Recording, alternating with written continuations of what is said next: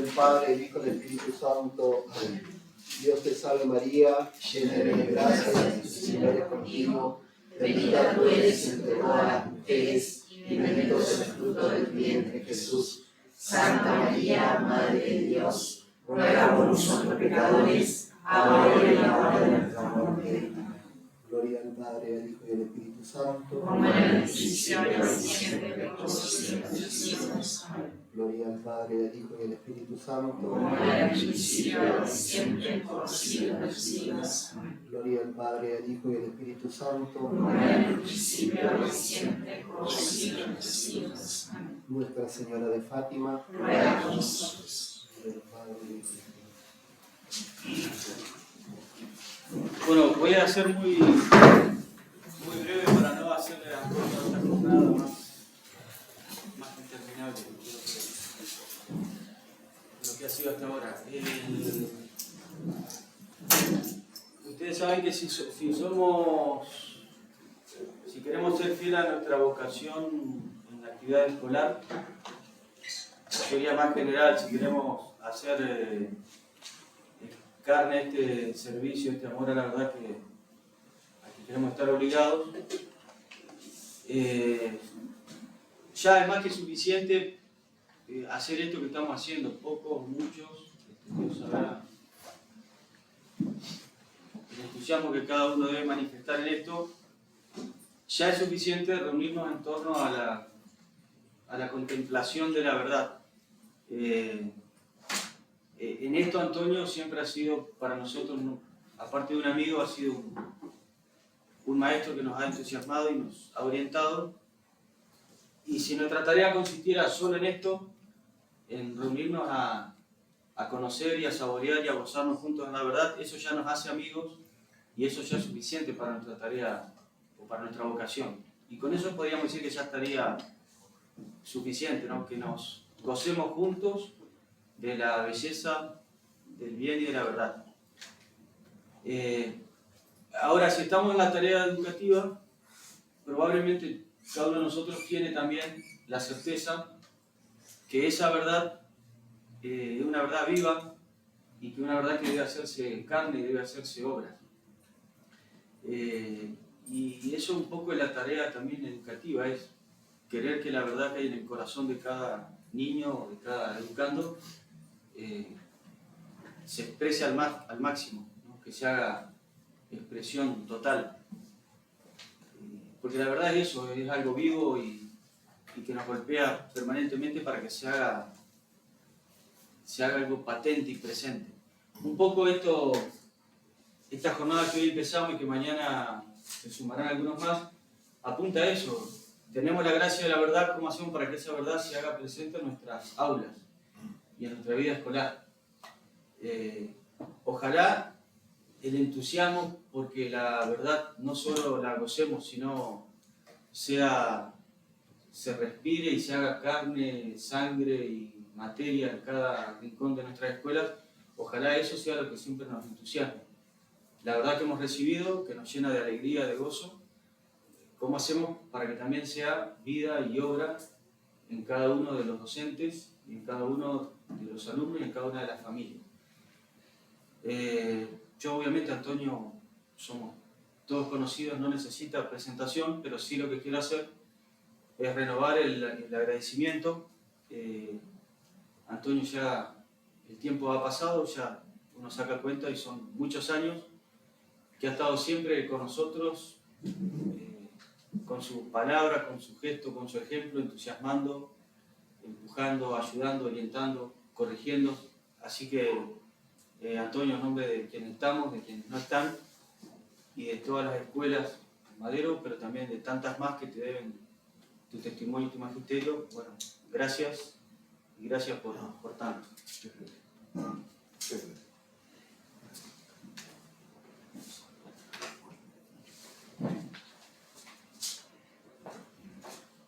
Buenas noches y muchas gracias.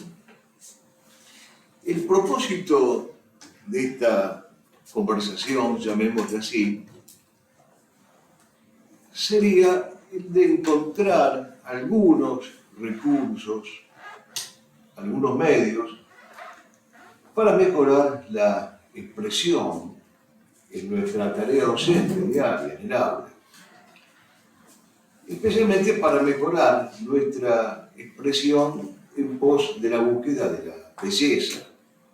Belleza que a su vez busca la belleza increada que es Dios. El primero de estos recursos que se nos ocurre a mencionar es el de la paremiología. ¿Qué es esto? La paremiología es una palabra de origen griego que podría definirse como la compilación de proverbios o de refranes. Más abarcativamente aún se podría decir que la paremiología es el estudio de todas aquellas expresiones ya acuñadas o amonedadas que logran transmitir un conocimiento tradicional. A los niños y aún a los adultos, pero principalmente a los más chicos, les sorprende la vigencia de ese saber que viene de siglos. El ejemplo más empinado que podemos poner es el del refranero Sancho Pancita, que ideó Cervantes cuando escribió el Quijote. Todo ese refranero tiene un trasfondo ético, religioso, un inamovible telón de fondo católico tradicional. En varios pasajes, es cierto, le reprocha a Don Quijote a Sancho el uso excesivo de esos refranes. Por cierto que obra correctamente el caballero, que no en vano ha sido tenido por muchos como el pedagogo de la hispanidad, así lo llama Jiménez de Sandoval, Don Quijote, el pedagogo de la hispanidad. Pero a pesar de las interpelaciones quijotescas, vale la pena la utilización pedagógica del refranero Sancho Pancita. Vale la pena, por ejemplo, consultar la obra Los refranes de Sancho Panza en el Quijote, publicada esta obra en Madrid en 1905 por una serie de autores que ha recopilado el editor López del Arco. Es un compendio de belleza y de sentido común, o yo diría mejor, es un compendio de la olvidada belleza del sentido común, de la olvidada belleza del sentido de lo obvio, diría Aristóteles. Aparece Sancho a cada rato diciendo cosas como esta: el que a pie se halla, mire no se caiga. Un refrán de raigambre paulina. Quien las sabe las tañe, las tiene que decir. Quien sabe las cosas las tiene que hacer tañir. Quien conoce las verdades las debe hacer tañir. No se ganó Zamora en una hora, la calma. No con quien naces, sino con quien pases. Con quien pases es con quien te juntas. En definitiva, con quien duermes. Nadie tienda más la pierna de cuanto fuere larga la sábana. Los estudios de paremiología en el idioma español datan, que sepamos, del siglo XV, si no incluso un poco antes. Hay una obra encantadora del Marqués de Santillana titulada Los refranes que dicen las viejas tras el fuego, y su equivalente, para que no haya violencia de género, de don García de Castro, que se llama Soliloquium, o Los refranes que dicen los viejos. Dos obras que les recomiendo. Personalmente hemos heredado una joyita que tiene más de un siglo y a la que solemos darle variado uso.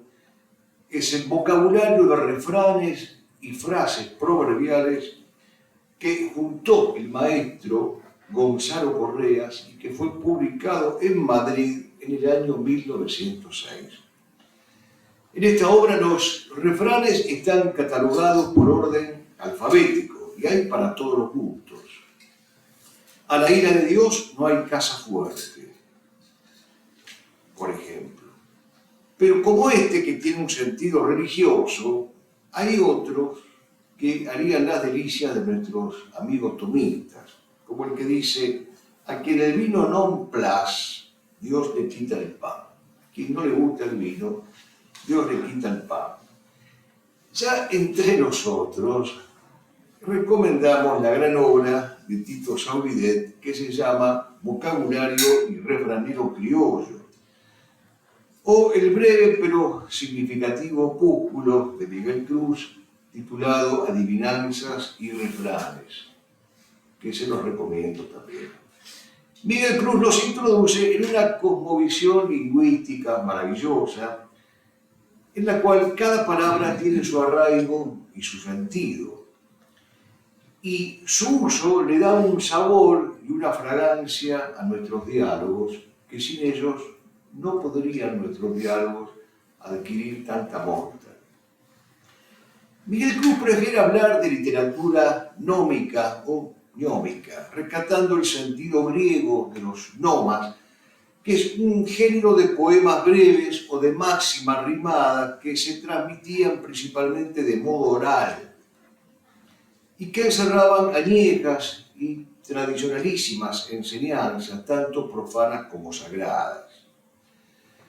Por ejemplo, mucho en el cielo, poco en el suelo.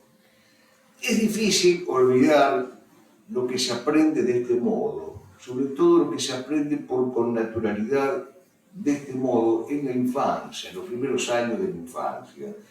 Es algo que probaron los griegos, como Teognis, Solón, Simónides, Genófanes, y les dio resultado. Los más pequeños aprendían estos refranes, aprendían estos nomas y estos pareados, y a partir de allí las enseñanzas se les hacían frecuentes, habituales y voluminosas, porque eran refranes de nunca acabar. Se preguntarán algunos si se podría establecer alguna diferencia entre el refrán y el aforismo, o el aforismo y el refrán. El aforismo es una frase concisa, congruente, clausa, que manifiesta un principio. No necesariamente contiene una experiencia o una tradición. Más bien posee el tono de una sentencia o de una norma o de una regla. Se le suele atribuir al médico Hipócrates la invención de este género. Y así lo dice Hipócrates, Verbigracia: las lágrimas voluntarias durante una enfermedad son buen indicio, las involuntarias no. La verdad es que son tan cadenciosos estos aforismos de Hipócrates que uno hasta se siente orgulloso de estar enfermo, de ser un paciente y suscitar tamañas reflexiones de este médico eminente. Así como un refrán no es propiamente un aforismo, los estudiosos suelen distinguir entre adagio, apotegma y greguería. Todo esto, más allá de los tecnicismos, son recursos que se aplican en el aula y que fomentan el cultivo del saber lingüístico entre los más pequeños y, por supuesto, entre los adultos o entre los jóvenes. El adagio es una oración con un contenido creíble por el común de la gente y que a fuerza de repetirse y de popularizarse, por lo general acaba siendo una especie de lugar común. Alguien dice, por ejemplo, el tiempo lo cura todo, o más vale tarde que nunca. Depende, mi amigo, si se va a dedicar al latrocinio o a la partidocracia, más vale que nunca, no más vale tarde que nunca. El apotegma, por su parte, es un decir sentencioso, a veces lleno de dramaticidad y otras de gracia. Es un decir breve, por cierto, con pretensión moralizante. Y aquí deberíamos mencionar una obra muy valiosa que se llama Apotegmata Patrum, una colección de sabias enseñanzas de los padres del desierto, publicadas en Oxford allá por 1993, la última edición. Toman la forma de consejos que los veteranos maestros de la vida espiritual dan a sus discípulos o a los iniciados en los momentos de dura ascesis. Un ejemplo famoso es el del arzobispo Teófilo, que visitó un día la comunidad eremítica que está en el desierto de Cetis. Los monjes se volvieron expectantes ante el abad Pambo, pedido por el profeta, diciéndole: di algo al arzobispo para que sea edificado. El anciano les dijo: si no es edificado por mi silencio, no será edificado por mi palabra. Pueden hacer ustedes todas las aplicaciones episcopales que quieran a la realidad actual. Hemos visto entonces qué son los refranes, qué son los aforismos, qué son los apotegmas, y nos quedaría en el tintero mencionar qué cosas son las greguerías, que suelen ser las que más entusiasman a los estudiantes. Las greguerías tienen dueño, es el español Ramón Gómez de la Serna. Él las definió con esta fórmula invariable: humorismo más metáfora igual greguería. Y las recopiló o las fabricó para nuestra edificación y entendimiento.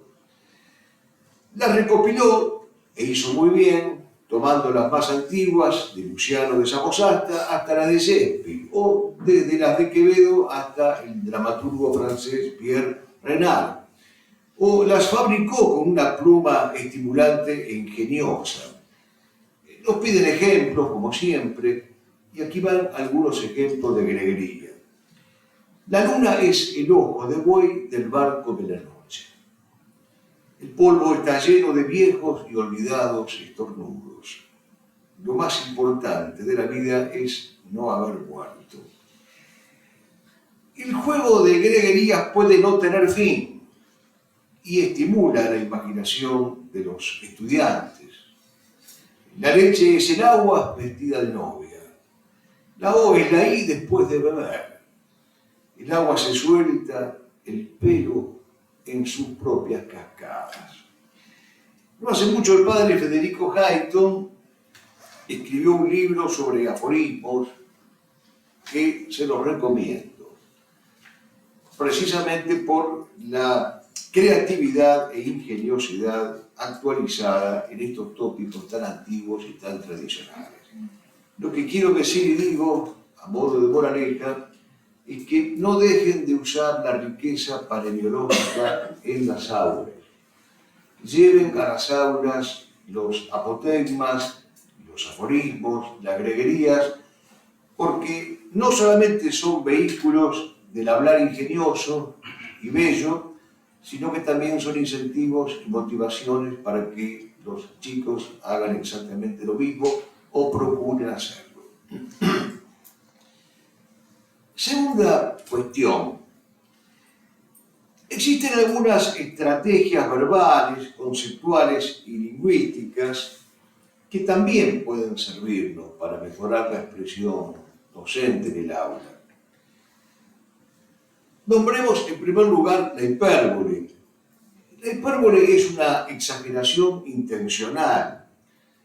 Cuando se hace con fines aviesos, va de suyo que es condenable. Pero cuando la desproporción se ofrece para mover nuestra mayor comprensión, no es reprensible. Y hasta puede suscitarnos una sonrisa. Porque, por ejemplo, dice que la Pampa es el único lugar sobre la tierra donde Dios puede caminar a sus anchas. Pero hay hipérboles en todas partes, de tan importantes que son las hipérboles. En el habla cotidiana, el que dice: te lo he dicho 1.000.000 de veces, tengo tanta hambre que me comería una vaca, todo el mundo está pendiente de lo que hago, me derrito de calor. Claro, los argentinos hemos inventado una hipérbole que no tiene parangón en la historia de la literatura universal, que es el muchacho. A nosotros, más que a San Buenaventura o a Dionisio, se nos han abierto las puertas del cielo, se han abierto para que veamos las sustancias separadas, y entonces al Diego lo podemos ver con don Diego y doña Tota alentándolo a Lionel. En esto ha devenido nuestro pueblo, en hipérboles de esta categoría, tomada del inframundo. Pero afortunadamente para nosotros hay hipérboles clásicas que edifican, sinceran y elevan el alma. Dice Garcilaso: con mi llorar las piedras enternecen su natural dureza y la quebrantan. Y dice uno de los pareados que halló Carrizo, del que hablaremos mañana: vuestros ojos tienen de amor no sé qué, que me hieran, me roban, me hieren, me matan a fe. Francisco de Quevedo era su nombre, una nariz pegada, érase una nariz superlativa, érase una nariz sayón y escriba, famoso soneto quevediano. Y entre tantas hipérboles poéticas, la que también reencontró en nuestro Pago Carrizo, pero que viene de España, como casi todas ellas, la famosa Misa de Amor, hipérbole maravillosa. Mañanita de San Juan, mañanita de primor, cuando damas y galanes van a oír misa mayor. Allá va la mía señora de entre todas la mejor, así entraba por la iglesia relumbrando como el sol. Las damas mueren de envidia y los galanes de amor. El que cantaba en el coro el credo se perdió. El abad que dice misa ha trocado la lición. Moracillo que le ayudan no acierta en responder non, por decir amén, amén, decía amor, amor. Tolkien le hace decir a Sam, en una perfecta hipérbole, que el olifante es grande como una montaña gris en movimiento. Ocurrencias verbales que causan simpatía e invitan a la emulación. Mi propuesta es abandonar las hipérboles cotidianas, vulgares, ordinarias, tomadas, como les decía antes, del inframundo, y dedicarnos a encontrar las hipérboles poéticas que sinceran y edifican. La antítesis. La antítesis tiene lugar cuando se contraponen dos significados, conceptos, proposiciones o ideas. Lope de Vega, por ejemplo, supo divertirse a lo grande a costa de Petrarcas y de Góngora, hiriendo ambos estilos, con decenas de antítesis rimadas. Están contenidas en su obra Rimas humanas y divinas, que firmó como el licenciado Tomé de Burguillos, otro gran tomista. Tenemos muchos ejemplos de antítesis que también cumplen ellos un papel pedagógico. Cerrar podrá mis ojos la postrera sombra que me llevare al blanco día. Esta es una antítesis famosísima de Quevedo en su amor constante más allá de la muerte. Fíjense la antítesis muerte-vida. Cerrar podrá mis ojos la postrera sombra que me llevare al blanco día. Cuando quiero llorar, no lloro, y a veces lloro sin querer, canta Rubén Darío en su canción de Otoño en Primavera. Ya no tenemos nada que buscar, dice Novalis, harto está el corazón vacío y mundo. Y ese otro romance que también reencontró Carrizo, tomado del medioevo, y que habla del combatiente constante, del caballero constante. Mis arreglos son las armas, mi descanso el pelear, mi cama las duras peñas, mi dormir siempre velar. Y San Juan de la Cruz, en una antítesis maravillosa, nos dice: cuando más alto llegaba de este lance tan subido, tanto más bajo y rendido y abatido yo me hallaba. La antítesis tiene también entonces su papel en el aula, en el lenguaje del docente. La alusión refiere la alusión tangencialmente a personas, lugares o cosas en general, buscando un rodeo para no mencionarla en forma directa. La alusión, puesta al servicio de la sátira o de la comedia, suele dar resultados graciosos. El dicho popular que hoy ya no existe, cuando yo era chico se usaba mucho, allí donde la espalda pierde su nombre honrado, es un ejemplo concreto de alusión. El lenguaje ha perdido su capacidad alusiva a fuerza de explicitar groserías y guaranguerías y obscenidades. La sinepsis es el uso de un término que permite combinar lo que él contiene de significado real y de sentido figurado o traslaticio. Por ejemplo, dice Blas de Otero, quiero ir a China para orientarme un poco. No es preciso que conozcamos los nombres técnicos de estos recursos. Lo que sí es preciso que los usemos en la medida en que nos sirven o nos prestan una cooperación al enriquecimiento idiomático y pedagógico. El non sequitur no se sigue, en lógica, es una falacia imperdonable, porque es dar por cierta que una cosa se sigue de la otra cuando no es así. Pero en el diálogo de los comediantes puede causar la mayor hilaridad.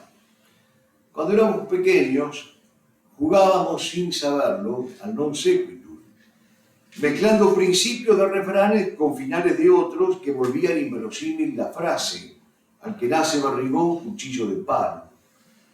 O tiempos en el que el ludismo infantil comportaba el significado y el conocimiento de los significados y la intencional transgresión de las reglas de la lógica, de la sintaxis y de la prosodia.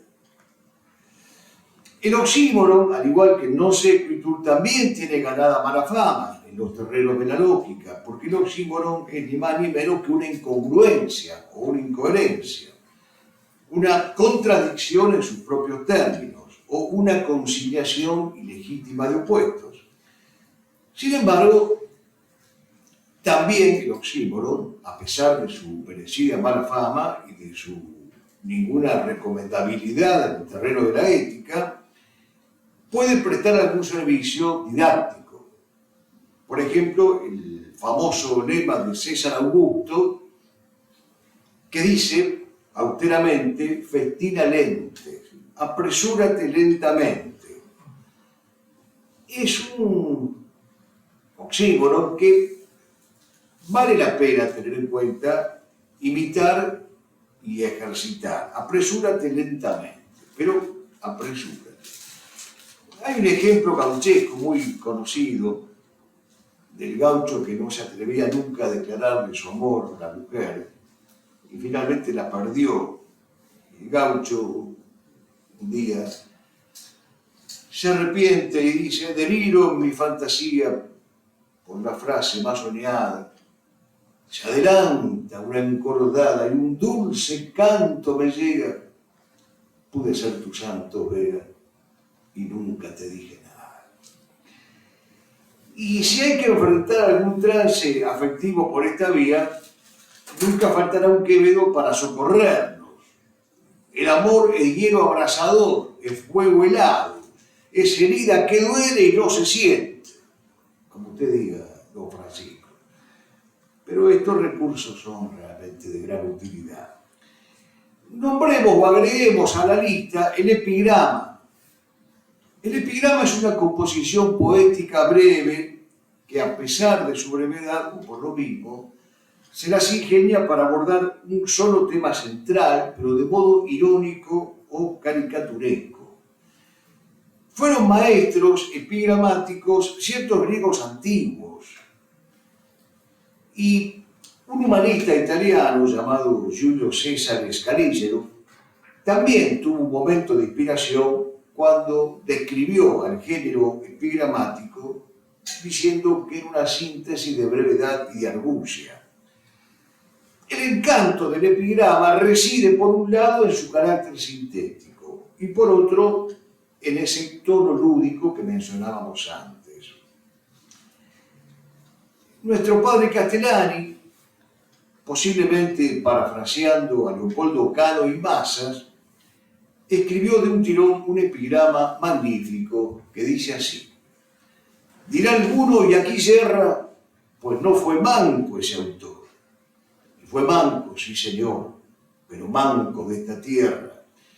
Oye la lección que encierra Cervantes en esta hazaña y espeta que en torpe maña franchutea Gemebundo, el mejor libro del mundo, lo escribió un manco en España. Si de algo parecería no poder reírse el hombre, es de la muerte. Una de esas situaciones límites, dice Jasper, de la existencia humana, ante las cuales toda la existencia se estremece, se abruma, se alerta.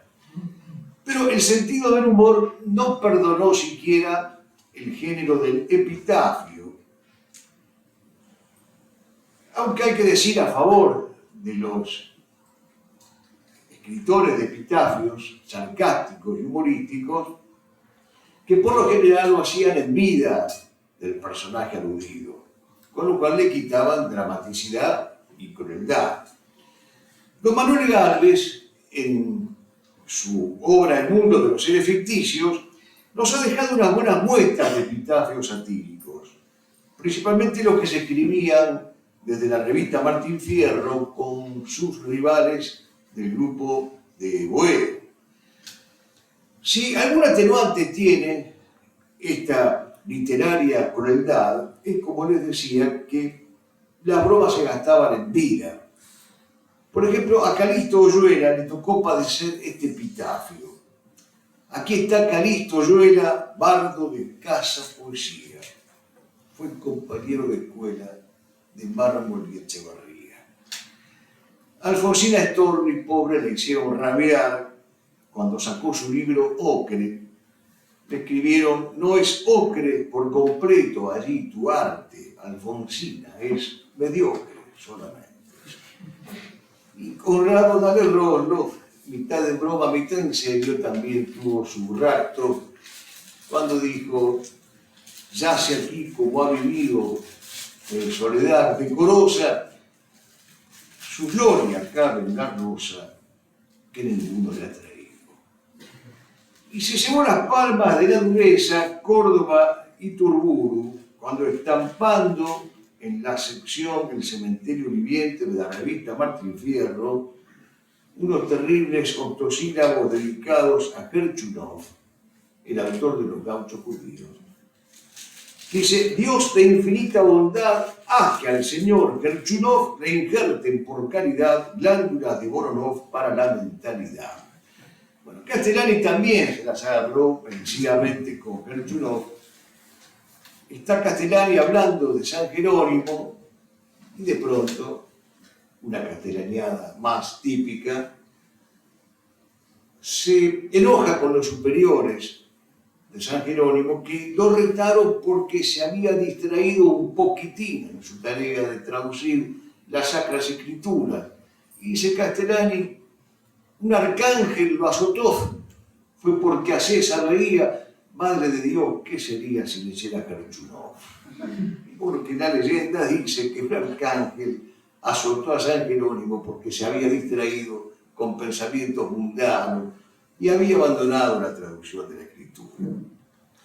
Otras veces manos anónimas que terminaban siendo demasiado reconocibles se adelantaban al subgénero marginal de los grafitis y estampaban algún castigo sarcástico en los muros.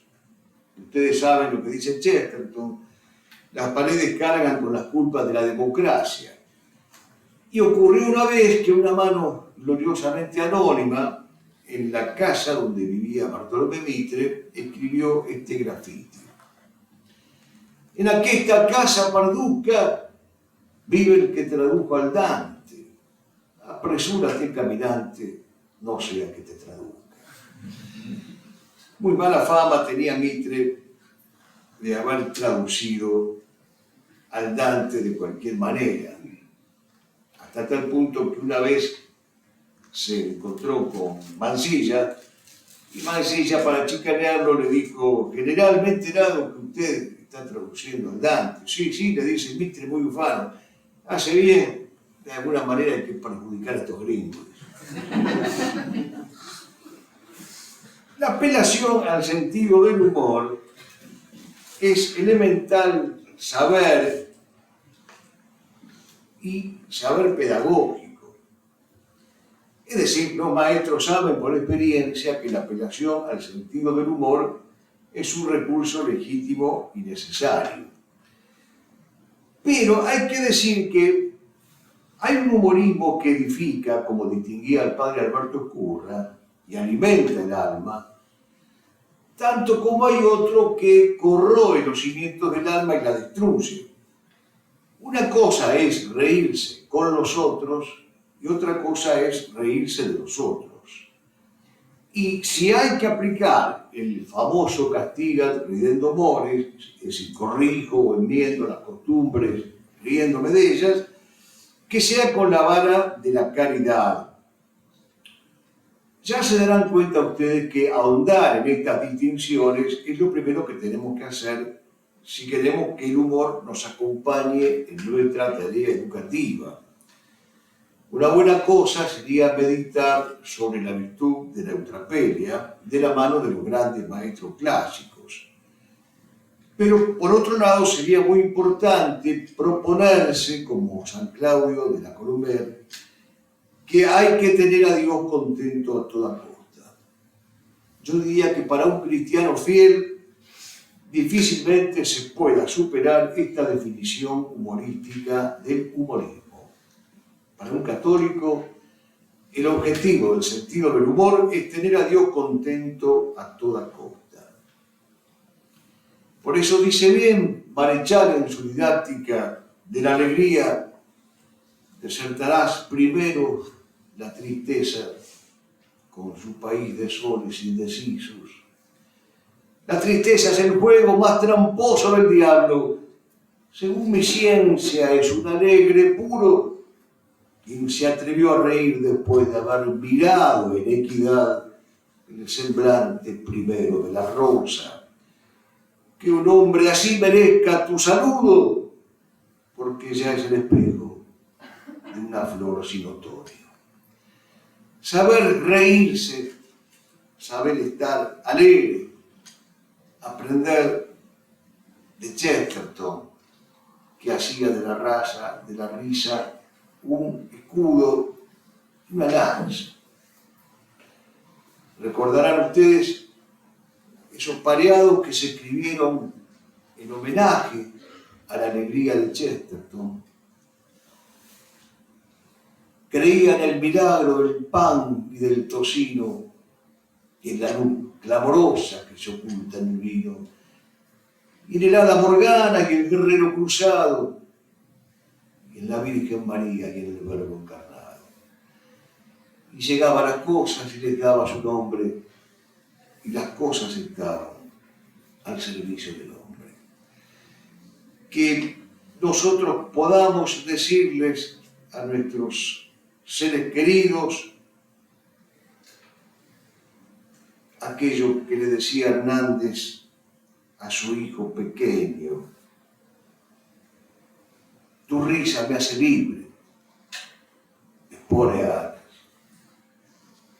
soledades me quita, cáncer me arranca. Es tu risa la espada más victoriosa, vencedor de las flores y las alondras. Es que lo que se enseña y se aprende con una cuota proporcionada de buen humor es parte de esa transfiguración estética de la enseñanza que nosotros buscamos mediante el contacto con la belleza poética. Porque la sonrisa embellece al hombre y a lo que el hombre hace, tanto como afean al hombre la risa desbocada y procaz. Es importante ejercitar el buen humor y apartarse del humor procaz y ordinario, que lamentablemente hoy está tan de moda, y no solamente en la calle, sino en las aulas, en las escuelas. Por si no quedara suficientemente en claro hacia dónde queremos llegar con estos comentarios que acabamos de hacer desde el principio, trataremos de decirlo de una manera muy sencilla.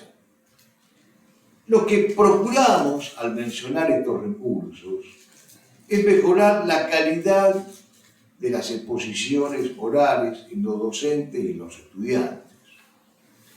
Estos recursos que hemos puesto como ejemplo permiten familiarizarse con los grandes temas de la fonología, de la sintaxis, de la prosodia, de la semántica, y de una manera grata, llevadera, sin la cual podríamos incurrir en el desaconsejable terreno de la aridez pedagógica. Tercera reflexión. Así como hemos insistido en el sentido del humor, hay que insistir también en el valor pedagógico del enojo. Así como hay que aprender a reír y a sonreír, hay que aprender también a enojarse. Hay que saber estar enojado. Hay motivos para enojarse. Y si nosotros no discernimos los motivos y nos enojamos permanentemente o por cualquier cosa, nuestro enojo perderá entidad y gravedad y sentido. Por eso Aristóteles, en la retórica, enseña que hay un género llamado género epidíptico, por el cual el hombre sabe al mismo tiempo vituperar y execrar y ponderar y encomiar. Es un arte, este arte de enojarse, la santa ira, la santa cólera. Hay que entender la gravedad de una guerra que estamos padeciendo sin darnos demasiada cuenta, que es la guerra semántica. Y ubicarnos en el costado limpio de la batalla. En la novela La vela encendida de José Quijano hay un pasaje estremecedor en el cual uno de los personajes, el coronel Lafinur, prototipo del canalla, le pide al teniente primero Troncoso, figura del hombre íntegro, que viva y haga vivir en la palabra falsa. Beba hasta saciarse. Haga beber de esa fuente a su mujer, a sus hijos. Viva de esto. De beber algo en lo que no cree. No tiene por qué creerse el discurso, pero úselo. Le será útil. Frente a este cinismo, lamentablemente tan en boga, nosotros tenemos que posicionarnos en el costado limpio de la batalla en la guerra semántica. Anzoátegui nos ha dejado un buen ejemplo de este saber enojarse del género epidíptico aristotélico. A quien lo merezca, el vituperio; a quien lo merezca, el encomio. Y en su poema de las invasiones inglesas, en un fragmento fulgurante, dice, en alusión a los ingleses: ellos traían sus uniformes colorinches, de esos que se alquilaban indistintamente para bufones y para soldados, y nosotros teníamos nuestros soldados vestidos con los colores de los pájaros y con los colores de los enamorados. Nosotros teníamos la pura religión nacida del agua del bautismo y del árbol de la redención. Y teníamos, para defendernos de las tentaciones del espíritu, el tribunal de la Santa Inquisición. Ellos traían su tristeza, la invencible tristeza inseparable del crimen de herejía, y nosotros teníamos por encima de todo nuestra alegría. Sí, mis queridos amigos, las palabras están en guerra. están en guerra justa, es cierto, contra aquellos que quieren tergiversarla, mancillarla, reducirla o violarla, como decía el padre Petit de Murat. Las palabras están en guerra y las nuestras quieren estarlo contra aquellos que profieren palabras ingratas a los oídos de un hombre decente. Palabras que viven degradando al verbo, palabras que son ese ronroneo de las moscas de la plaza pública que dice Nietzsche, o de los apisonadores de adoquines que decía Marechal. Entran en pugna con la palabra aquellos que traicionan su semántica, su fonética y su exactitud y su precisión poética. ¿Qué cabe hacer ante tamaño panorama? Algunas cosas que hicieron siempre los testigos del bien. La primera es refutar a los falsificadores de la palabra. Pero lo segundo es convertirse en refugio para la palabra, convertirse en custodios de la palabra, convertirse en voz de la voz, no de los que no tienen voz, porque quienes chillan y ladran siempre tienen un puñado de demagogos, laicos o clérigos, que les hacen de eco y de reverberancia, sino que debemos convertirnos en voz turgente, clara, inempinada y heroica de la voz por antonomasia que es el Verbo Divino. Por eso dice Marechal, por eso desbordé yo mi copa de tierra y un cachorro del viento pareció mi lenguaje. Por eso no he logrado todavía sacarme de los hombros este collar de frutas, ni poner en el olvido aquel piafante cinturón de caballos, ni esta delicia en armas que recogí en Maipú. Yo estoy en esta cólera del verbo. Si alguien me desafiara y no conviene, podría demoler esta ciudad y construir un templo donde se alzó un garito. Hay en mi corazón una granada sin abrir todavía. Para esta empresa heroica de recuperar la palabra, también es necesario volver al quijotismo. Don Quijote le da mucha importancia a los nombres de su caballo, el de su amada, el de su propio y particular y personal nombre de caballero. Y cuando se encuentra con los mercaderes toledanos que se dirigen a Murcia a comprar seda, les exigen que homenajeen primero la belleza impar de su dama. Los mercaderes se ríen, se burlan. En el fondo, el drama de esos hombres es que no saben ni pueden nombrar lo bello.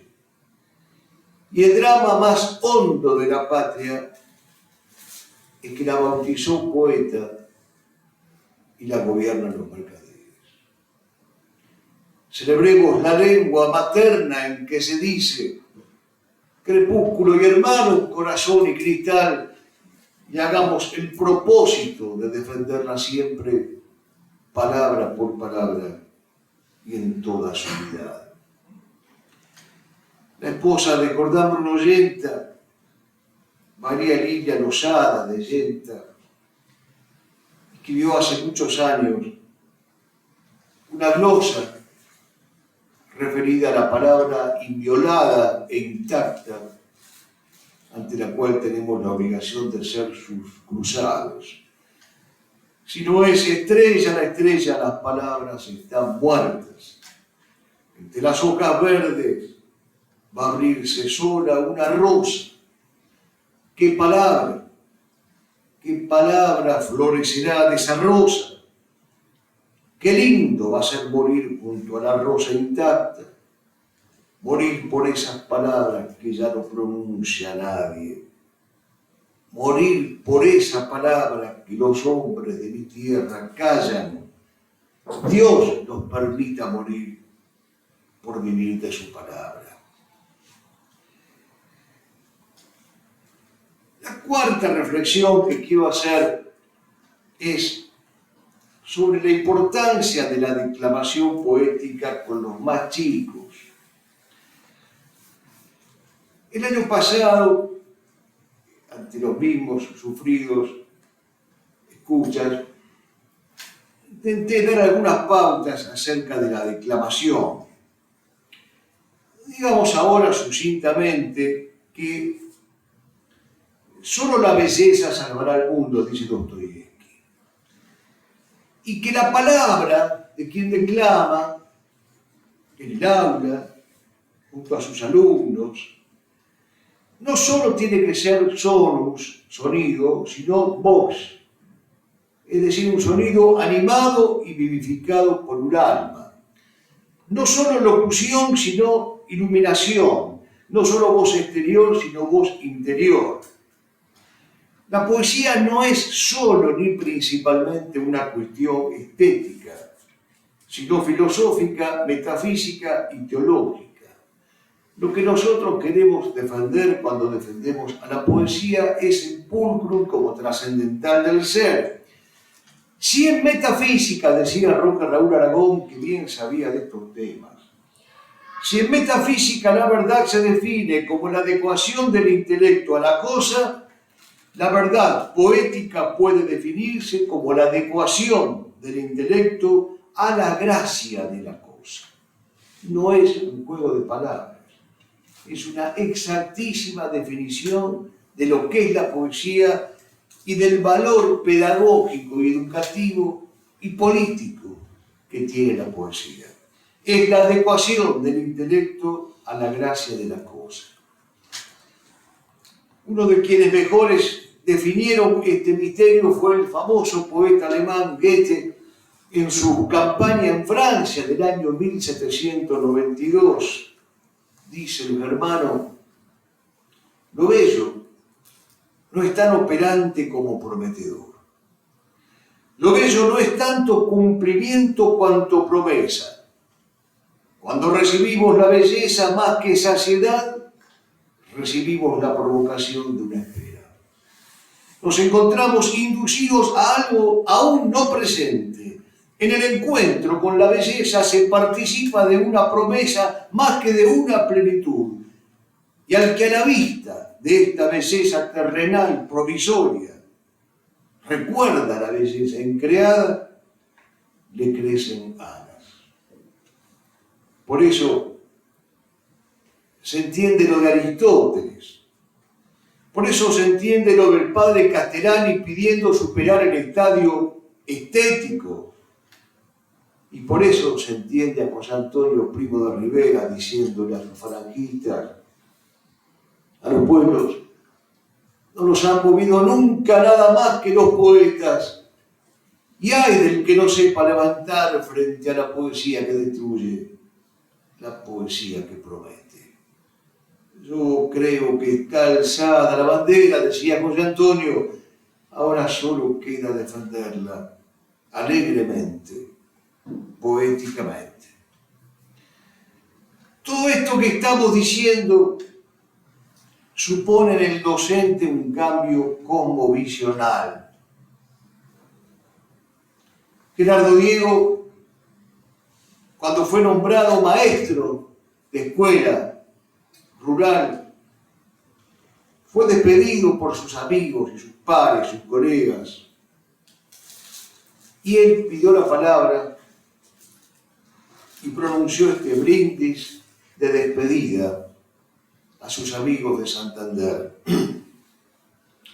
Amigos, dentro de unos días me veré rodeado de chicos torpes y listos y dóciles y ariscos, a muchas leguas de este Santander mío, en un pueblo antiguo, tranquilo y frío. Y les hablaré de versos y de mistiquios, y del Dante y de Shakespeare, y de Moratín hijo, y de pluscuamperfectos y de participios, y el uno bostezará y el otro me hará un guiño, y otro seguramente el más listo me pondrá un alias definitivo. Pero un día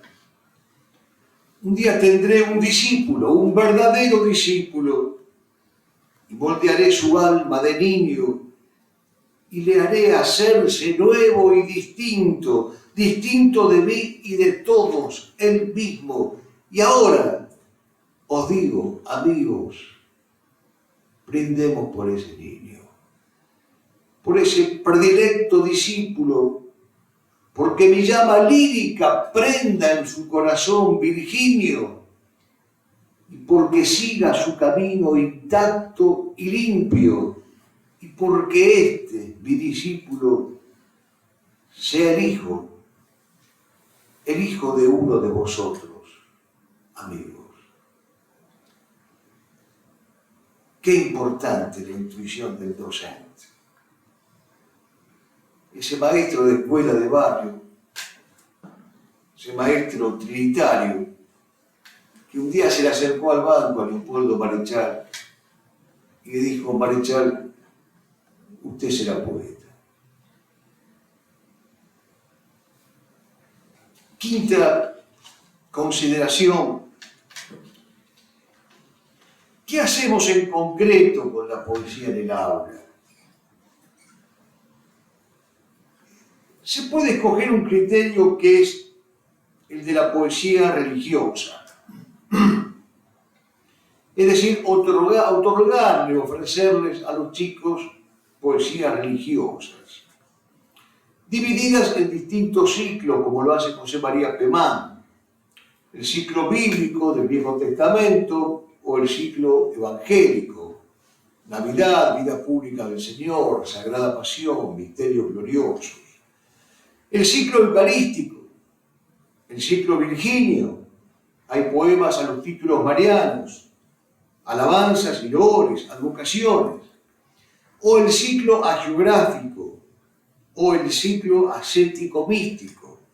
Hay poemas a los novísimos, a la conversión y a la penitencia, a los sentimientos religiosos, a la vocación religiosa, a la ascética, a la vida iluminativa, a la mística. Todo esto puede y debe darse en la escuela. Todo esto tiene que tener un lugar en el aula. Y luego está, como complemento, no como alternativa, la poesía efemeridiológica, es decir, aquella que festeja y celebra las efemérides. Hay al respecto una serie de títulos que pueden serle útiles. Les he traído para dejarles, para aquellos que tengan interés en este tema, y no hacer demasiado tediosa esta exposición. Pero, por ejemplo, Horacio Jorge Beco y María Delia Iturralde han publicado un libro que se llama Y vienen gritando patria. Lo mismo Gustavo García Saraví, José da Fonseca Figueira, tiene un libro muy bueno, Cómo los poetas cantaron a las Malvinas. Las odas de Enrique Vidal Morina y los tan conocidos versos de nuestro amigo Juan Luis Gallardo. Sin olvidarnos de las recopilaciones que hizo Olga Fernández Latour de Botas. Mañana tal vez veamos esto con más detalles cuando estudiemos un poquito la semblanza de Juan Alfonso Carrizo. Les recomiendo que además de Carrizo frecuenten la inmensa recopilación que hizo Berta Elena Vidal de Battini de cuentos y leyendas populares. Y por favor, cuando puedan, y si no pueden, busquen el tiempo, oigan las composiciones musicales de Joaquín Díaz González. Este hombre es un maestro extraordinario del arte musical medieval y renacentista. Su voz y los instrumentos que usa son verdaderamente dos herramientas maravillosas. y de su boca van saliendo coplas y adivinanzas y cantigas y nanas y rondas y pareados y romances. Todo un universo desconocido. Desconocido, ni siquiera desvalorado, destratado, desconocido. Seguimos enseñándole a los chicos el payaso Prim Prim.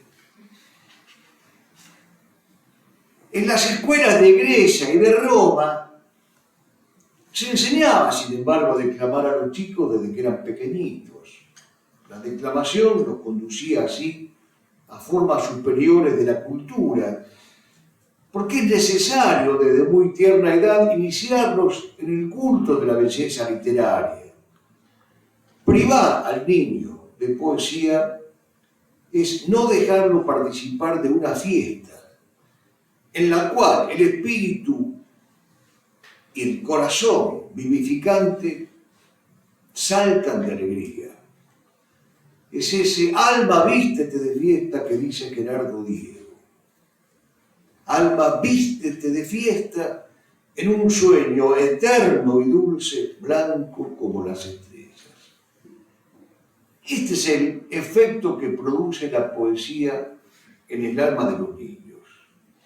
En resumen, la declamación debe estar orientada a que los niños tengan la oportunidad de desarrollar la sensibilidad estética, apreciando la belleza, pero al mismo tiempo la posibilidad de expresar y de descubrir sentimientos, de desarrollar y cultivar la imaginación, la originalidad, y sobre todo la posibilidad de enriquecer el vocabulario.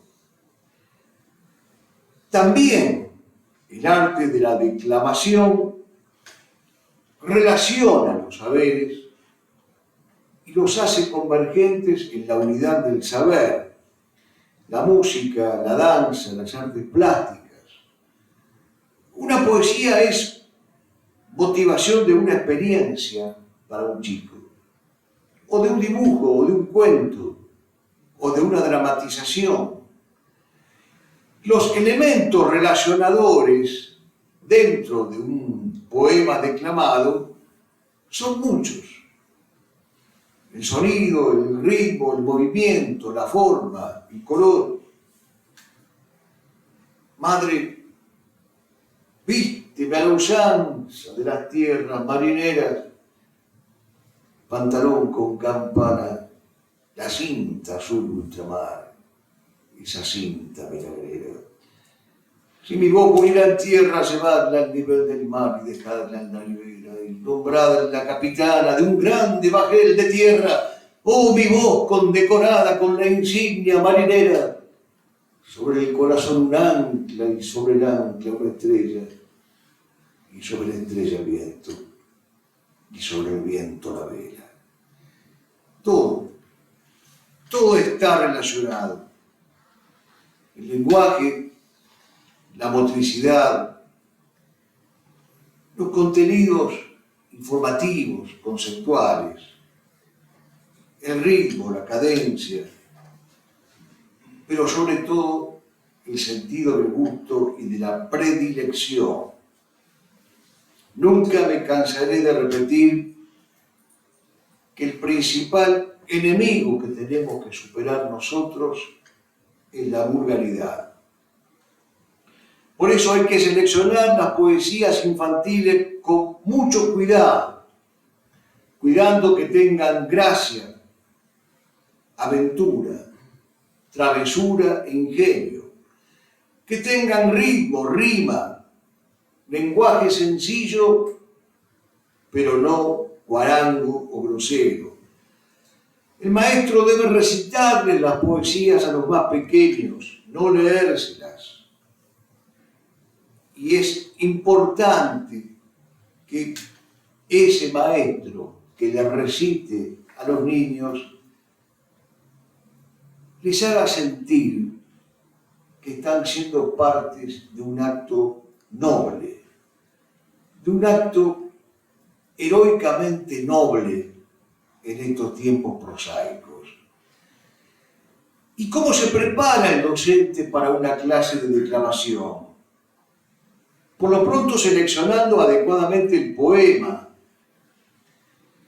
considerando el mensaje que quiere dar con ese poema, graficando o ilustrando, si es necesario, cada verso, practicando en diferentes estados anímicos, la alegría, la tristeza, la cólera, la simpatía, la amistad, caracterizar cada personaje que se presenta en el poema, tomar en cuenta los cambios de velocidad. No es lo mismo recitar cuando corresponde de un modo rápido o lento o vertiginoso. Considerar la entonación, la modulación. Y sobre todo, por eso lo he dejado para el final de estas cuestiones prácticas, es importante elegir cuál será lo que nosotros solemos llamar la moraleja o el mensaje de ese poema que le queremos transmitir a los más pequeños. Andan por allí rondando desde mucho ese elogio al caballito criollo, del galope corto, del aliento largo y el instinto fiel, caballito criollo que fue como un asta para la bandera que anduvo sobre él. Caballito criollo que de puro heroico se alejó una tarde debajo su ombú y en aras de extraños afanes de gloria se trepó a los Andes y se fue al Perú. Se alzará algún día, caballito criollo, sobre una eminencia, un overo en pie, y estará tallada su figura en bronce. Caballito criollo que pasó y se fue. Veremos mañana, Dios mediante, cómo Carrizo nos fue acercando todas las composiciones poéticas necesarias para que los maestros tengamos recursos suficientes y abundantes con los cuales llegar poéticamente al alma infantil. Cuando yo era niño, lo mejor que tenían las escuelas públicas eran los recreos, porque en los recreos se cantaban en rondas los cánticos antañones que no se enseñaban en las aulas. Y entonces en los recreos aprendíamos aquello de entre San Juan y San Pedro hicieron un barco nuevo. El barco era de oro, sus remos eran de acero. Una noche muy oscura cayó un marinero al agua y se presentó el demonio diciéndole estas palabras, Ley 1420. Violada en un recreo municipal y espeso, diría Darío. Marinero, ¿qué me das si yo te saco del agua? Te doy todos mis navíos cargados con oro y plata. El piloto era San Pedro, San Juan era marinero, y el capitán general era Jesús Nazareno. Yo no quiero tus navíos, ni tu oro, ni tu plata. Yo quiero que cuando mueras a mí me entregues el alma. El alma la entrego a Dios, el cuerpo al agua salada, el corazón se lo entrego a la Virgen soberana. Pues llegamos al final, queridos amigos, no teman, todo cesa, también esto. Padre Castellani dice, se ríe de mi honor el filisteo. El turista no entiende la nostalgia. Que un músico se muera de solfeo es como un hombre que se muere de álgebra. Por eso quiero elevar mi manifiesto contra los prosaicos. ¿Qué hubiera sucedido si el agiógrafo del Génesis le decía al Señor, Dios, me fastidia esa metáfora del barro y tu soplido humanizante, Dime el documento nacional de identidad de Adán y sus exactas características antropométricas, y entonces creeré en el hombre primordial en quien me pide que crea. ¿Qué hubiera sucedido si Platón, al escuchar de Sócrates por primera vez el mito de la caverna, lo hubiera interpelado de este modo? Maestro, déjate de hierofanías y de símbolos teofánicos. Indícanos en cuál topografía precisa localizó tu agrimensor aquella cueva y el peso o el volumen de sus innúmeras estalactitas. ¿Qué hubiera sucedido si Bolón de Rodas o el estoico Posidonio se acercaban a Cicerón para espetarle? Romano, tu sueño de Escipión es la irrupción del ello sin el control del superyo. A nadie convence ya tu onírica heráldica de sinfónicos signos. Consíguenos el número de empadronamiento del africano e iremos a visitarlo para corroborar lo que narras.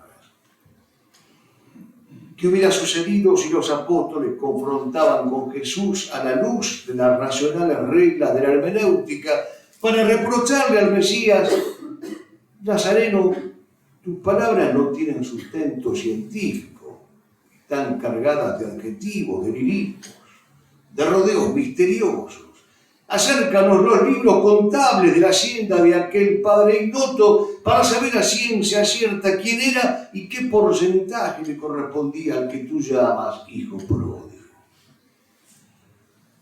¿Qué hubiera sucedido si, camino a Damasco, cuando el resplandor celeste tumbó el corcel de Pablo de Tarso, el perseguidor tomaba el destello por un fenómeno climatológico, ambientalista, gritando entonces, vista a lo alto, desafiante, blandiendo la Laudato Si? Yo he leído a Husserl y a Hume.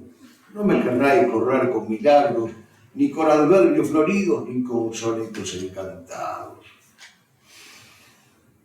¿Qué hubiera sucedido, queridos amigos, si llevados al Coliseo a enfrentar a las fieras, aquellos mártires inaugurales le planteaban al emperador este argumento: los animales y nosotros tenemos derechos y el medio ambiente también, no pueden nutrir a las bestias con viandas incompatibles con su organismo, ni contaminar a Roma con sangre sin sanitizar primero.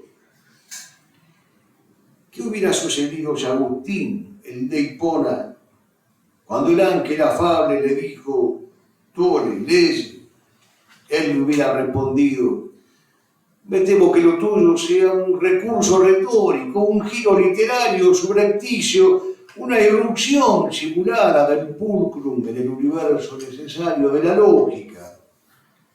No estoy para estos artificios poéticos del diálogo. Tráeme la prueba empírica de que la Santa Trinidad que mentas existe realmente.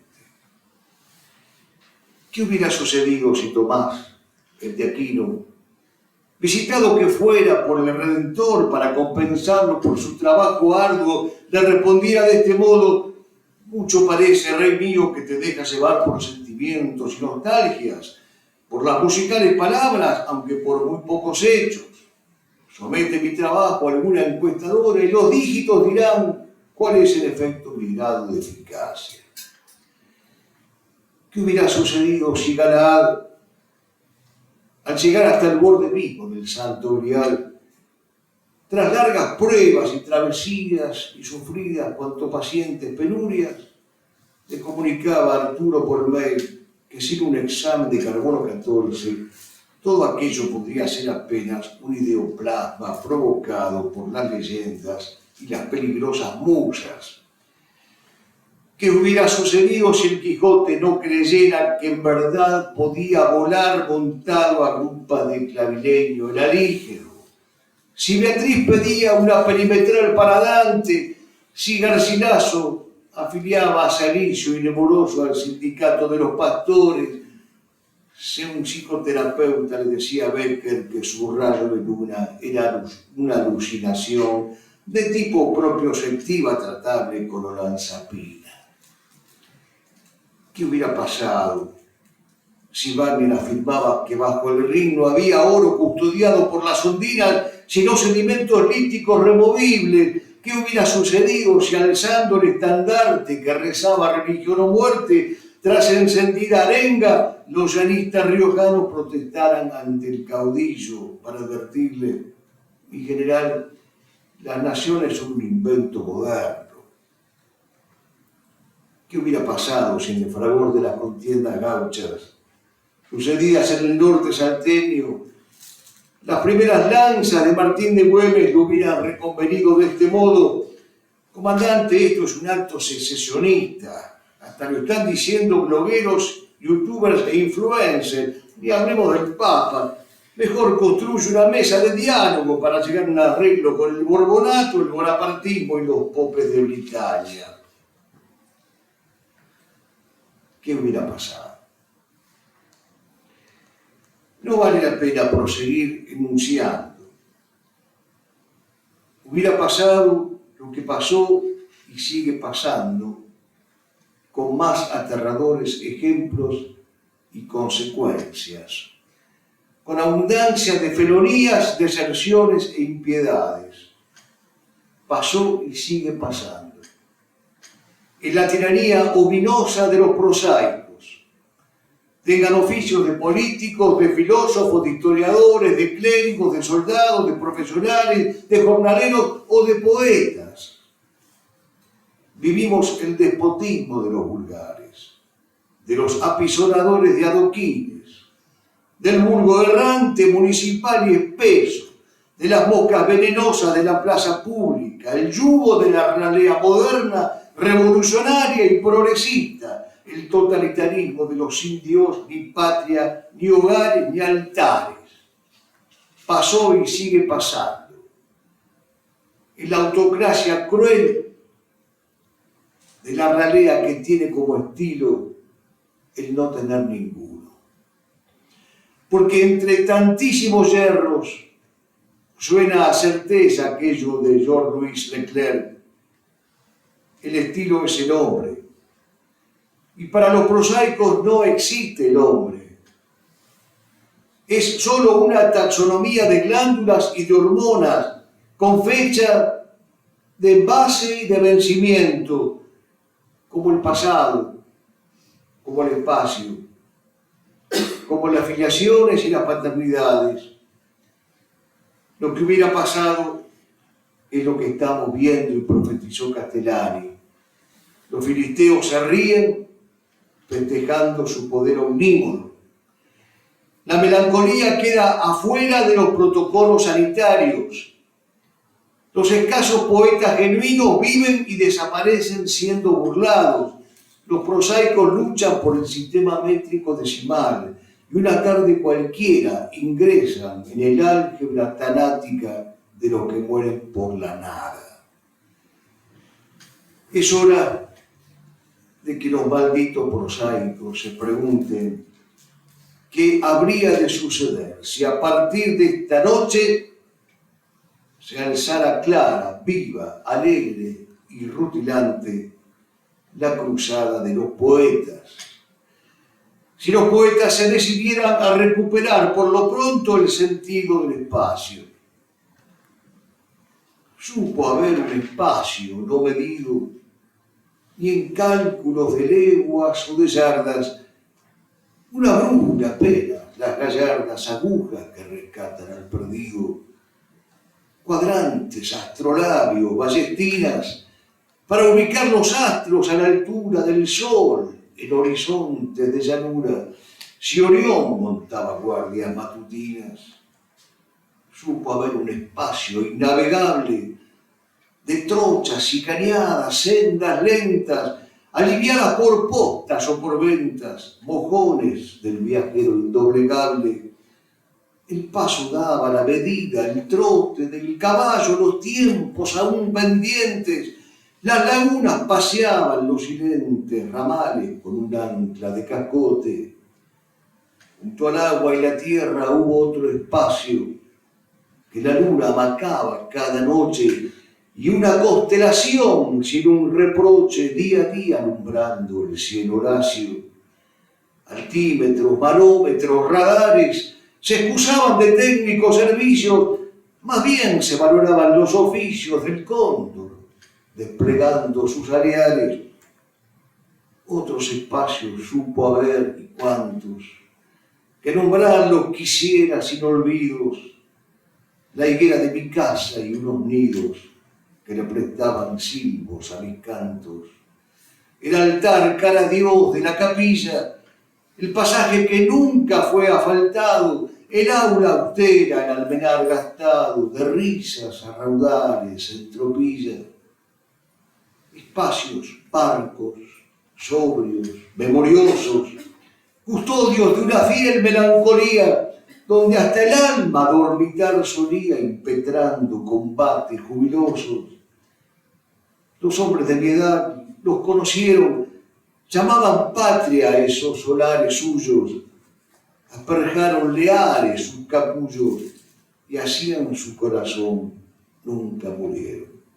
Después llegó un espacio por pantallas, cables, alambres, ruidos, conexiones, pero ese espacio de los corazones vive como un triunfo en las batallas. Muchas gracias.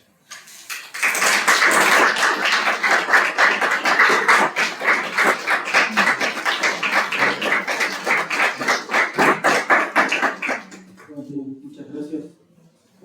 Si bien mañana vamos a tener la oportunidad de charlar más personalmente con Antonio, o estos temas seguramente van a surgir en las comisiones. No sé, tenemos unos poquitos minutos, pero dado el aspecto obviamente didáctico, de la importancia pedagógica, no sé si alguien tiene alguna pregunta, alguna cuestión que quieran aprovechar a hacer ahora concreta en pocos minutos, pero...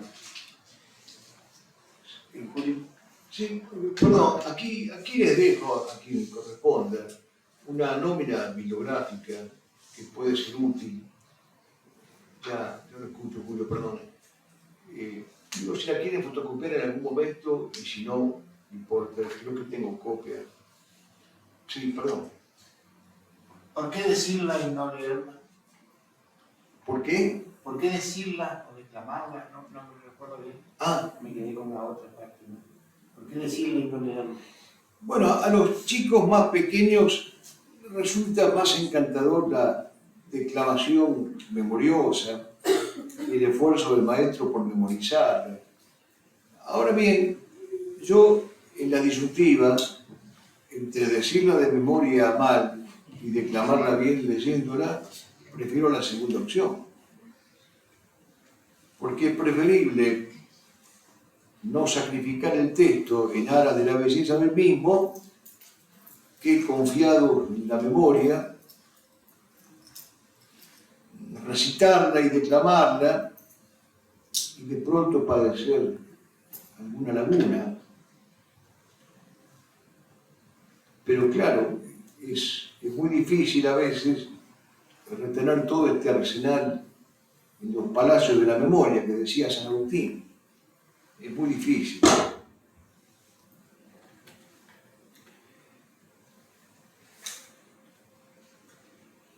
Antonio, una cuestión, una pregunta. En la tarea docente, ya que hay condiciones para cualquier educador que son innegociables y que son fundantes, como por ejemplo, obviamente, la buena formación doctrinaria. Ahora, ¿qué pasa, digamos, si, bueno, la maestra jardinera que escuche, o la maestra de grado, que a lo mejor podría preguntarte, decirte, bueno, si yo lo entiendo la importancia de hacer amable la verdad, o mostrarla en su belleza, pero no tengo memoria, no sé recitar, no sé expresarme con prolijidad ni con belleza, y no logro hacer atractivo. Es decir, conozco, entiendo, pero no me sale, por decirlo de alguna manera. ¿Cuál? Bueno, es que a la mayoría de nosotros no nos sale. Es cuestión de ejercitar, cultivar con paciencia infinita, cuestión de ensayar, diría yo. con el amor puesto en aquello por lo cual se ensaya. No diría yo que estos son saberes herméticos o crípticos. Tampoco creo que sean saberes al alcance de cualquier mano. Pero sí creo que un corazón bien dispuesto, una mente clara, abierta y un amor por la vocación docente que se desempeña, creo que esos tres factores podrían ayudar para que lo intentáramos.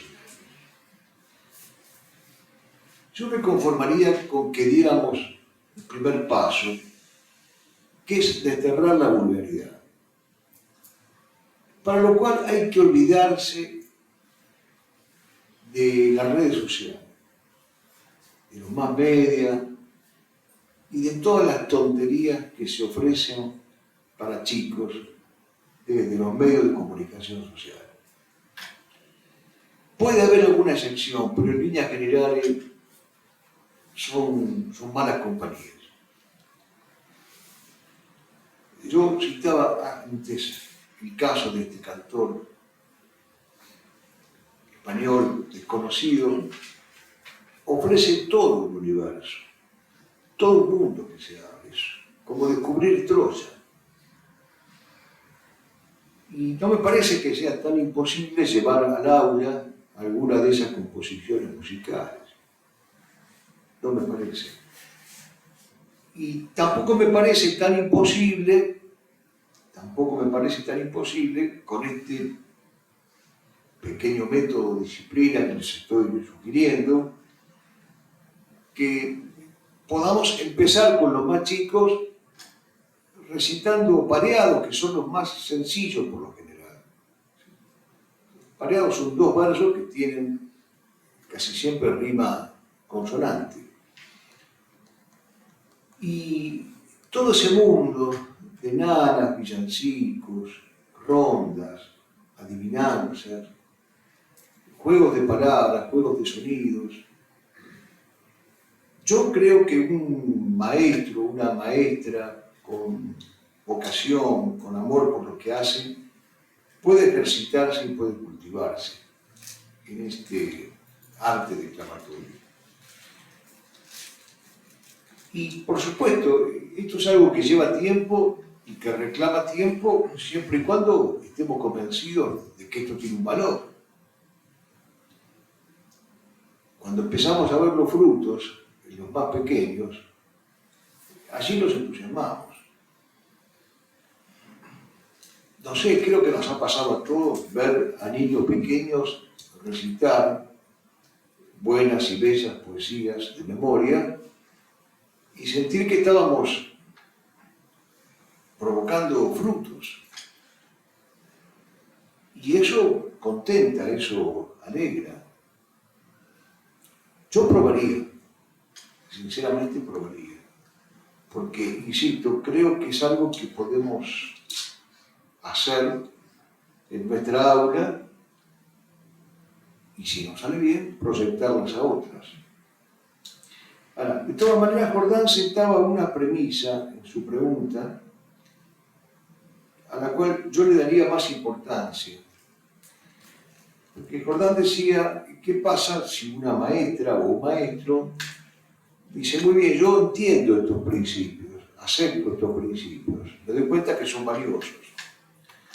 Bueno, si alguien llegó a ese primer escalón de la escalera, bendito sea Dios. Porque la mayoría de los docentes pertenecen al mundo baradeliano, digamos. Entonces, imagínense ustedes que entender que hay vida después de Baradel y que hay hipérboles después de Don Diego y Doña Tota, y las sustancias separadas que se nos abren para poder ver al Diego, entender eso hoy, en la Argentina de hoy, ya es mucho. Ya es mucho. Es avanzar mucho en el camino de la recuperación de la belleza. Este fue un pueblo de labriegos, de artesanos, de poetas, de aedas, de rapsodas, de juglares, de payadores. puede ser un pueblo de influencer. Entonces, entender este principio y querer recuperarlo es un paso al cual yo le daría la mayor importancia. Y después se verá, después nos juntaremos en un aula y uno declamará y los otros lo corregirán, le dirán que no han entendido nada, o que mejore la dicción, o sí, la tendrá que mejorar. Pero esto, insisto, esto se ejercita. Casi le diría yo que necesitamos y con urgencia el auxilio de un buen equipo fonoaudiológico. La experiencia dice que juegan un papel importantísimo. Las palabras tienen que entenderse todas y tiene que entenderse cada letra de cada palabra y cada sílaba. A no ser que uno deliberadamente quiera que no se entienda, como hacían los chachaleros con su adentro que no tenían nunca final, ¿no? Era un recurso también estético. La gente esperaba adentro sin la obra. Las coplas de pie quebrado, coplas de pie quebrado.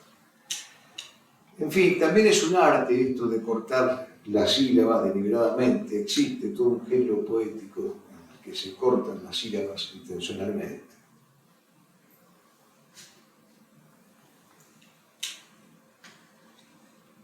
¿Otra pregunta?